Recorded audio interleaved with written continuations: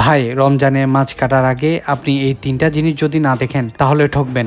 শুনেন বাজার, আমরা সবাই মাছ কিনি, কিন্তু বেশিরভাগ মানুষ শুধুমাত্র দাম জিজ্ঞেস করে, মাছটা ভালো আছে কিনা সেটা ঠিক মতো দেখে না। আর এখানেই শুরু হয় ঠকানোর খেলা। প্রথম যে জিনিসটা দেখবেন সেটা হচ্ছে মাছের ফুলকা। মাছওয়ালা যদি কাটার আগে আপনাকে ফুলকা দেখাতে না দেয় তাহলে বুঝবেন এই মাছটার মধ্যে কোনো একটা সমস্যা আছে। টাটকা মাছের ফুলকা হবে উজ্জ্বল লাল বা রক্তের মতো লাল। যদি সেটি বাদামি বা কালচে হয় তাহলে মাছটা পুরানো।